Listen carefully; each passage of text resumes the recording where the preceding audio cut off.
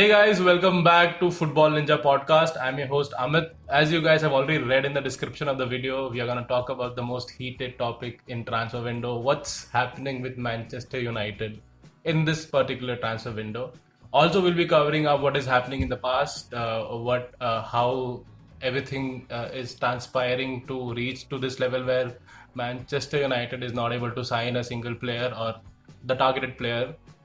Joining me today, like always, is Karthik, the person who's the biggest Chelsea fan in house. Hey Karthik, how are you? Hey Amit, all good. How are you? If you are a Man U fan, then not great. But yeah, I wanted to know your opinion, Karthik. Chelsea, exactly opposite of Manchester United.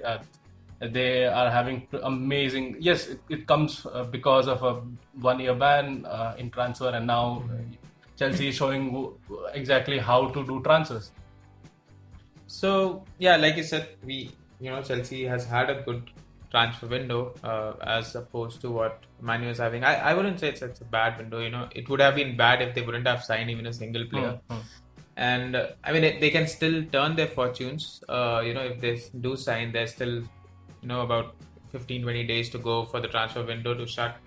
But till now, just Van de Beek who's come in, and as usual, there has been 100 different other rumors that have come across. One most recent one, we can talk about is Bale and Reguilon, which were linked a lot. But now we know that both of them have joined Spurs. So I think similar thing also happened with Thiago as well, right? So there were strong links, and we were hearing news that Man U would confirm or Man United would confirm his signing any moment now. And then the reports that have come up, Liverpool reportedly bought him for 20 million. And with that kind of money, it's not a big amount of money for a player of that caliber who just won Champions League and is coming from the best clubs on the planet, and just buying 29-year-old, but then that doesn't really matter right now. And now look at the side Liverpool is with him in the midfield. They're unstoppable. But I have a very burning question for you, which because I've been following it for almost 12-13 years now, Premier League. I have a burning question. So all this while we have seen Manchester United as a club where every player wants to come and play in, right? And this has been happening, and me as a Chelsea fan, or anybody else, say an Arsenal fan or a City fan, if we go back 10 years, everybody would have been pissed about why the fuck does everybody want to go to United, right? And because that was their image, they're still one of the highest valued clubs in the world, or the highest one, but still for some reason, if you look at past couple of years, especially after Ferguson left, that seems to be changing. So where did it all start? What do you think? I think it started way before Ferguson left, to be very frank. And I'll tell you what is happening now. It's not that we don't have money to buy, we don't have capital to buy new players. That's not the problem. The problem is the amount of wages that Manchester United is giving to their players right now. You name them: Phil Jones, Lingard. Mata is a good player, but the kind of wages that we're just giving to these people. Now, I'll ask you a simple question, Karthik. Who do you think is the best goalkeeper in Man U right now? Who would start? Who would start? Okay, those are two different questions. Who would start? I would say De Gea would start. Correct. But if you ask me the best goalkeeper right now, I would say Dean Henderson. So you are saying this from the football point of view. Right. Now let's talk about from the management point of view. Now, do you know how much De Gea earns per week? 350,000 to 400. That's what he earns. And now, if you want to sell that kind of keeper, who would buy him now with that kind of wages? So if the problem there now as a management, not as a football team, just think about it as a money making machine which is trying to, so Manchester United is making money. That's not a problem. I don't think so. That's a problem. The problem is they don't understand that they are making money on the legacy of a club which is the best club in the world. But this machine will stop once they stop, winning leagues or winning cups, which we have not done from a long time now. So what is happening now is we are paying so much of wages. So if Dean Henderson comes in, right, Now, if he replaces De Gea, De Gea's value goes down. So we would Right. have to take a huge pay cut on him. Now, and the problem with that is who would take De Gea at that kind of wages? Oh, and then I think the other thing also is because we're talking about Dean Henderson.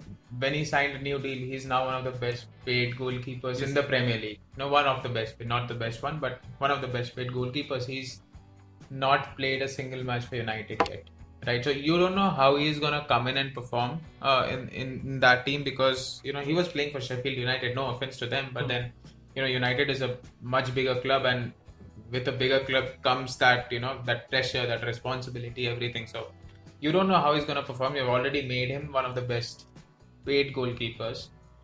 We still know that De Gea is gonna start majority of the matches. Probably Henderson might play some of the cup matches, maybe wherever, but then it's gonna be De Gea for the rest of the season.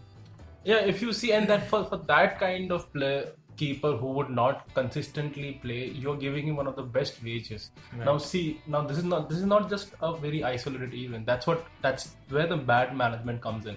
So Manchester United, if I'm not wrong, since Glazers took up, they're making profit on transfers. So if you go post pre that era where Alex Ferguson was the king, everything was around him. He would break his own record to get new players in, right? Yeah. He would get Roy Keane, Right. he would go for Van Nistelrooy. He was breaking his own records because he knew that great players come with great value, Right. and that value have to be paid off in money. Right. So, for example, now Jordan Sancho, right? So they are asking, Dortmund is asking almost 110 million euros for him, but down the line, probably 2-3 years later, once he continues with this form, we would think that he was cheap, right? Right. So that's the kind of investment you have to do in your club. But unfortunately, what people don't see here is that the wages are so huge. I think Man U is the highest paying club in Yeah. wages, are so huge, and they are just offering new contracts. So so last season they extended they extended Greenwood's contract for no good reason. So I'm not saying he's a bad player, but he is a 19-year-old. He should not be earning that much, and he is a guy who came from academy. He would be happy just playing in that club. Yeah. Right? So the reason his contract got extended, that's the reason why Ole had to make him play, because now he earns so much that he has to make him play. And then yes, he turned out to be a good player, but then what if he did not? what if he did not? So Brandon Williams got a new contract again. Like, I don't think so. He is a replacement of Luke Shaw, right? And Luke Shaw himself is not doing that great. So now in that case, we need to focus on getting somebody from outside where we can pay them whatever they want if we think. So unless we are able to match a player's value to the money and just cry about, in Reguilon's case, we were crying about the buyback clause from Madrid. So how is that stopping you guys? Like, so as a Man United fan, you would feel that the problem is with manager. But if you go back and see what's happening with the management, right? So, for example, like Jose Mourinho, I think in one of the second season, I'm not sure, we reached second position. We were qualified for Champions League. So we qualified for Champions League. Then what did we get after that? We got Fred and we got Dellert. So are these signing enough to bridge the gap between second and first? Of course not. So and that's been happening, right? It's not just happening post Sir Alex Ferguson era. It's been happening since these guys took over. Right. And my problem is what people don't understand. It's a business. Correct. Football, yes, you love as a passion, but it's a business, and these guys are taking it as a business because they are making money out of it. They have crazy deals coming up. There are telecasting rights because Man U has that kind of fan club around the world, Right. where they know that if Man U even plays one off game against the North Pole, at least 100,000 people will be watching it. Like, so when you have that kind of eyeball, these guys are making money out of it, and that's the reason why we are doing so poorly in transfer, because nobody wants to come to a club which, first of all, cannot pay the amount of money, a release clause or whatever it is, right? With the buy or the selling club is asking. And second is, why would they come into this kind of club where everything is so pessimistic? So my other thing is, like, you were talking about, as a business. I recently read somewhere that last year the Glazers took out money from the club for themselves, It's about $80 million or 80 million euros, not sure. But then that is one of the highest amounts that an owner has taken in that year, in that entire year. Because, a lot of other clubs, they basically invested back if they want something. But like you said, they're treating as a business and they want to earn money, like everybody, right? Why would you buy a football club? Not because you're passionate about it, one, of course, but then there is also money, right? You're not just gonna buy and just bankrupt yourself on that, right? So that thing. But I just want to go back to after Ferguson left, right after Ferguson left, and okay, let's also forget Ed Woodward for now, right? The next manager that came in was David Moyes. Do you think that was the right move? Because I think it wasn't. There were a lot of other good managers that were available. There was Jose Mourinho available back then, which I think would have been a much better choice. He was much proven. But, of course, for whatever reason, probably because Ferguson suggested United to hire David Moyes. But do you think that was a good move? Because I think that is where it all started going down. Kadi, if you go back in past, it was not a great move now. Right. So there's no point of talking about moves that have been already proven bad, right? And so, the reason why we are having this discussion as well is to have a comparison, right? So let's have a comparison with what's happening with Arsenal. They have got their act right now. Arsenal is buying good players. They are making sure that the good players stay in the club. Chelsea have got their act right. Leeds United have got their act right. Liverpool have got their act right. So these clubs are more or less manager centric now. So they are doing exactly what the manager is asking them to do, right? That's exactly opposite. So I cannot sit here and point fingers at Ole Gunnar Solskjaer. I can't do that. Because now, for example, if we want to sell a player, so for example, now Man U wants to sell Lingard. Who wants to buy Lingard? To make sure somebody wants to buy Lingard, I have to make him play to show people that he is match fit and capable of playing. So when I do that, obviously he's not going to have a good performance because he's that kind of player right now. He's in that form. Or I'm not just pinpointing at Lingard. I'm saying that quality of, we have given huge contracts to those the last season, almost 5-6 games, Rashford was playing with an injury. So how can we say, if we already know that this club doesn't have substitute, and we have already spoken about how reliant are we on the first three, and we see that we don't have any replacement for Rashford, and now we are sitting here thinking that we would come second or we might have a chance to go on top. We can't do that, and it's so people don't understand this, that Bruno Fernandes, being the amazing player he is, he came in almost second half or later part of the second half, and he has won the Player of the Year award. That's sad, right? That's really sad, right? That's how sad. So that shows the situation of this club right now. And yes, things were pretty good when we were being linked with 5-6 players, and they were pretty good. So initially, when we were linked with Jordan Sancho and then Thiago, I thought it might happen and things would go good. But then if this thing continues, this club won't sustain it anymore.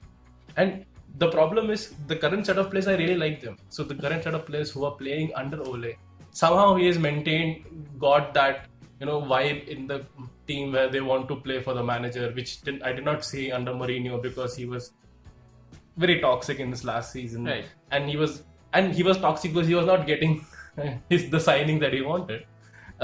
We know what happened with Bengal. He got immediately the second he won FA Cup, he got sacked, and with what happened with Moyes. So that is a history, but I don't think so. It's Ole's mistake or it's his wrongdoing. I think it's the management who's just offering huge wages to random fucking people. And when I'm saying random, I mean like, who would want to buy Phil Jones? Right. He has almost $150,000 wages. Like, who would want to buy him? And he can't even go to a championship team, right? Because a championship team would have that wage, would be the entire team's wage. Right. How would we sell him? I think in talking about that, you also spoke about Brandon Williams getting a new contract, right? And or if he was that good to play in the first team week in, week out, why would you again go for a replacement, right? You gotta exactly right. You gotta make those things right first. Yeah, of course you cleared a huge wage bill from your United cleared huge wage bill from Sanchez's contracts is left, so that clears about 450,000. Yeah, Look at that clears up investment. Look at exactly. that investment. So isn't that also how, if I'm thinking, isn't that also how Real Madrid also sort of works around? They pay out huge wages. You look at Bale, you look at now Eden Hazard's contract, it's 400,000. A player, once he joins there, if he has a 5-year contract and if he fails to perform in his first year, right, he can just sit to. That's what Bale did. Yeah. He knew, although he did not, I don't think he played bad. Of course players have their bad games, but then but you have to pay that week in week out, unless you can you can just terminate the contract, which a lot of people won't do. And then that's a similar thing that's what I think is happening with Manu as well, because they have offered these huge contracts and now they are sort of struggling. But fortunately, in Real's case, they are playing in a league where they have to just compete with one team, right? Unlike in Premier League, Now you have 10 teams to compete. and just look at this season as well, Karthik. Yeah. Look how well Everton has done. Yeah. Look how well they've done in transfer. So everybody is getting their act right, in the sense of then using this current corona situation in their favor to make sure they get the most frugal transfer ever, right? Where James Rodriguez coming almost for free, like he's taking a pay cut, right? So Right. that is happening. But what is wrong with Manchester United, right? So when you see players like Thiago, for example, I would have loved to see him in Man U, right? I want. So yes, Van der Beek is already there. We have midfielders, but we already had them. We didn't do anything with them, right? Yeah. We came fourth. Somehow we came fourth, and that's also a big thanks to Bruno Fernandes. But now Van der Beek coming in, giving us some depth, but Thiago coming in would have been a different level experience coming in. Because I think you also needed some holding midfielder, right? You don't need any more Heta. You have Pogba, Bruno Fernandes. We've already spoken about that. But then, of course, if Thiago would have been there, that would have changed the entire dynamics of how the team plays, right? And looking at the current team, so now the understanding here is that you see how the players want to play for the manager. So that feeling I am getting now after like 7 years of Alex Ferguson leaving. But then how is the club supporting the manager? By just giving them one signing, and that happened. Bruno Fernandes happened after 18 months. 18 months, and that is also because he wanted to come to Manchester United. Yeah. Imagine if he would have got a better offer from Barcelona, he would have left. Yeah. We were lucky to get him. Van der Beek happened only because Real did not happen for him, and also a lot thanks to Van der Sar sitting there. There are other things that are also happening in the background, but the one signing that has happened because we were lucky. So how do we get more players in this situation? How do we compete for top 4 anymore? How do we compete in Champions League? We're qualified for Champions League this time. How do we, with this club, with this kind of players playing, how do we do that? And it's not, if you see a club, it's not the 11 playing on the pitch, it's the 22, the entire squad, right? And do you think this squad of Manchester United can compete, at least can qualify for quarters in Champions League? One injury, And you're we are done. One injury to Rashford, we are done. You just name the one injury to Bruno Fernandes, we are back to the previous season.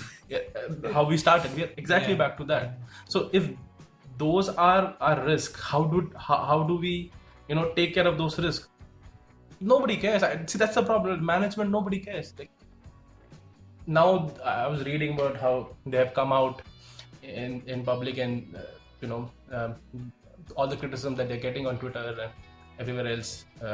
Man United have come out and saying that we are every player who wants to go out, his agent would tag us in that rumor, and then people will say that that player snubbed Manchester United and then went to XYZ club, right? That's true in some cases, but isn't it true? Not true for Sancho.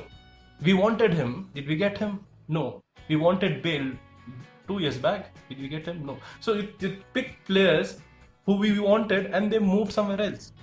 So that's a history that is happening with Man United, and it's been happening from a long time, not from this season, not from we made money 2000 post 2005 in transfers. We're the best club in the world. How can you make money in transfers? You buy expensive players in, and then you sell them. You- Just taking you back again, Rooney was the most expensive signing of his time. You just Yeah. you just think about it. From where, how did we reach here? Is because we wanted to make it's a business, right? Yeah. And these guys want to make money out of it. Money is not the only thing that you get from a football club. It's the trophies that you win, it's the fans that you gain. But that, I don't think so the Glazer family has that intention, and I feel that. And why would they sell it also, right? My question would be, how does this situation resolve? Is only when the family or the owner changes.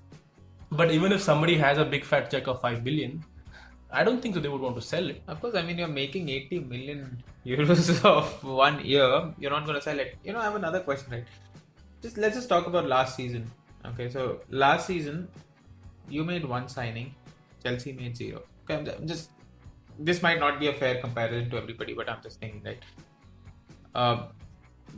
Lampard definitely wanted somebody in the winter transfer window, which did not happen because Abraham was injured. There were a couple of injuries, but we decided not to buy anybody, right? We finished fourth behind United, right? So in a way, United did better. United as a club did better. We did not win any cups last season. Same, yeah. Right? We did not win any cups. Do you also think it is the negativity that is surrounding the club? See, we did not win any cups, but there was no negativity. There was a positive vibe around the club, a positive vibe around how Lampard did it. It's the management and the fans right behind him. That we are with you. You're doing whatever you can.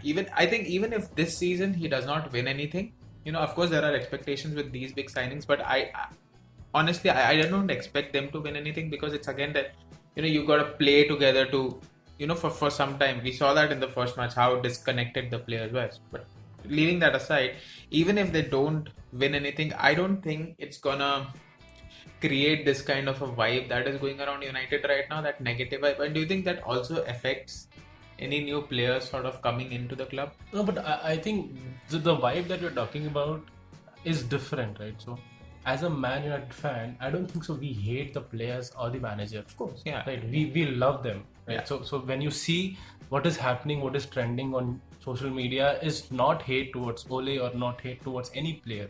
See, me sitting here, I'm not hating against them. I'm hating against the fucking owners. Right. And how can Ole can't control that. Like, Yeah. He can just tell who he wants. Suggestions. Right, he can Give just say suggestions, who he wants. But if you get like a roster of that team, he has to play them. Like, for example, if Ole, the end goal is to make sure that Lingard, we sell Lingard, so we have to make him play 5 to 6 games, so to show how match fit he is. That's not in his control. Yeah. So directing hate towards him and just thinking this as an isolated event, or this year as an isolated event for failure in transfer window, would also be wrong. You have to go back in time to figure out what, when, how it went wrong, and it's been going wrong. It's just because we already had so many good players in 2005 when these guys took over. Yeah. We still kept on winning based on those players. We sold Ronaldo. Who did we get? 2007-8 he went, I think. Yeah. We sold him. Who did we get him to replace? Somebody who we did not replace Ronaldo with some other Ronaldo. We did not do that. We got some players who played in that position to and fro, but then ultimately Rooney took that position. Yeah. So you see things went wrong since we had those bunch of players in 2005, and moving down the line to Ferguson left, and once he left, then their entire control was gone. So any manager who would never fit in those shoes, because the control that Ferguson had would. I think Ferguson also had that control over the management, right? Because he's been doing so well for so many years, and of course, if somebody like David Moyes comes in, it's gonna be. We knew it's gonna be difficult, but And also, going back to the question, Karthik. So the hate or the negativity that is happening, just see like 2 years back when Ole joined, right? Fans were so supportive of that move. Everybody came. People were shouting in the stadium. Those chants were back, and we thought things were back because now here's a guy who's the legend of the club, Yeah. and he's coming back to manage the club. We don't give a flying fuck what his managerial record is previously. Yeah. Because the idea is he knows the club, and he would do right to the club. So he did what he does the best, like what Manu did the best, right? He got in academy players who how over the time have played really well. So Greenwood is that kind of player. Brandon Williams might be that player, but then the contract that they started getting is not justified. Right. He's a 19-year-old kid. He got an extension of his contract last season. Why? He would just be happy playing for that club.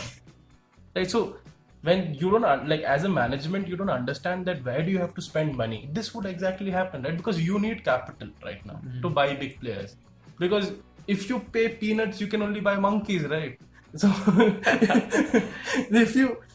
end of the day, when you don't have that capital, because you're paying so many wages. Now Sanchez has left, right? So as you said, when Sanchez was given $450,000 per week or Euros. pounds or Pounds, whatever. pounds Yeah. per week, Ashley Young had the balls to come and say, even I want my wages to be increased. Ashley Young, he wanted his wages to be increased. His wages became almost £200,000 per week. Can you, Ashley Young? And the last time this happened was when Roy Keane went to the manager and said, guys, you know what? I want my wages to be increased. He came after winning a treble. And that's when his request was granted. Oh, you deserve better. Ashley Young. So this is my problem, right? Where we have to see players as investment. Right. Right. The problem is in Manchester United, we are very emotionally attached to players, right? And that has been the story. And just for example, in Rooney's case, right?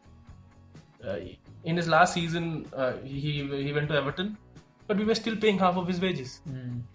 Right? So that's what we always do. We take care of our players. But then the problem is we don't know where to stop. Yeah. Like we don't know where to.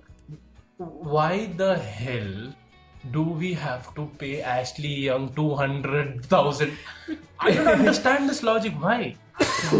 How did he add? How did he add value to the club? But do you think now the Glazers think, if you pay a player better, are they going to play better? Is that what's happening? Because I think it's going to go the wrong way. If that's what's happening. It's already going the wrong way. The kind of situation that we are in right now, it's very dire, and we need at least one trophy to make sure we put this back. But then unfortunately we see it's that cycle, right? It's a vicious cycle where you need money to buy players, but if you're paying so much wages, you won't have that money. So when you don't have that money, you won't win trophy. So because you're not winning trophy, no players will come to you. Right. So see, everything is a vicious cycle. It ends up in money. So the money management, especially in wages, has to be done properly. I'm sure Sanchez took a pay cut when he went to Inter Milan. Of course he would have, because Inter is not going to pay that much for sure. So anyway, Amit, so my last question, how do you think, where do you think the club should go from here? What is your opinion on that? The problem with this question is because I don't think so. I'm answering this question for the first time to you, and it's been always the same. If this continues, and I'm not disappointed at the manager. I'm not disappointed at the players, and obviously the new people who are coming in. This is what best Man United can do. But then I'm pissed at the owner level, the management level. And we have not even spoken about Edward Wood though. See, the problem is how I don't think so they understand the emotions that are involved of somebody like me, of a small Man United fan, right? Because they don't give a fuck, right? That is obvious. But then I'm disappointed how they are managing the club. Right. And until unless that can change, see, so there's a game tonight. I would still go watch it. If we win, I'm gonna still celebrate it. But the problem starts when things don't go right, especially on the pitch. What happens at the end of the season where we still come 6th? See, in given situation where we don't have any more signings, they're not gonna finish top 6, man. I'm 100% sure right now. being top six would be, if we just one signing, that Van der Beek coming in, we already have a player like so that's a good depth, yes, as I say. But then finishing top six would be very optimistic. I think Everton would finish better than us because looking at the player, because they have got their act right, and we can say that. But then I would be really, if I would want to fix things, I would fix the ownership first, and that's when it'll be a trickle down effect from there to giving the entire right to the manager. And see, this is exactly what's happening in Leeds, right? Yeah. What's happening in Leeds is the manager takes all the call, and the owners and the management is behind him, and he's that kind of manager. He has walked out of jobs when he did not get the right kind of management. He has done that. So we need that kind of guy. Ole is doing that. He didn't want Sanchez to be there. He made sure he left. Lukaku did not fit his way of gameplay. He made him leave. He's doing that, but then how much can he do? And I think Ed Woodward is just the face, right? Exactly. It's not, if the Glazers are controlling everything, he's just the face. Yes, he's the chairman, CEO, whatever. But then even he probably has his hands tied.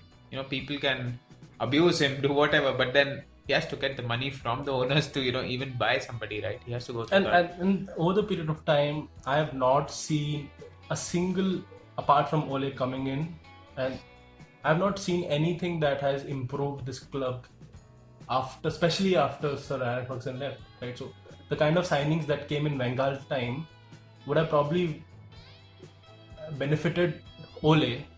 So David Blind was a really nice player for Ole's gameplay. He's playing amazing in Ajax right now. Now let's talk about people who have gone from here, are playing so well. Memphis Depay. Yeah. Barcelona is offering him a contract now. So imagine if he would have been still in Man U, we would have got so much good money out of him instead of taking a pay cut to selling him Lyon. Right? So that's the kind of, if we don't have somebody at the manager level who has that confidence like Alex Ferguson had, or like that kind of big manager who has a big presence like Klopp has. Lampard also has that right now. Arteta has that right now in Arsenal. He has that call, like he can take that call. He wanted Guendouzi not to play. He did not make him play because of his attitude. So that kind of manager, I don't know how will Ole do it, but if he becomes, that's how I don't know when he's not right now. When he becomes that, that's when I might see some improvement. So everything is what if. Oh, it's pretty fucked up, man. I think if we continue in this path, probably in 2-3 years, I don't think so. We would see any other trophies. I'm not sure. Alright, Amit. So let's hope that we still see them as, in a couple of years, we still see them as contenders for the Premier League title rather than, just hoping that they finish in the top 4. That's what everybody's hoping, because right now everybody thinks it's either Liverpool or City. Right? There's nobody. To be very frank, I think it's fair. I'm being very optimistic. If this is the kind of signings we get over the years, then we should not have that hyped expectation as well. Contenders, I don't think so. Contenders for top 4 would be a good option. Alright, anyway. So finishing in a very positive note, which we don't have now. You guys let us know what is positive in Manchester United current transfer window. Please comment that. And if you like this video, please leave a like and be sure to subscribe to Football Ninja Podcast channel for more videos and more podcasts. Thank you so much, guys. Thank you. Bye.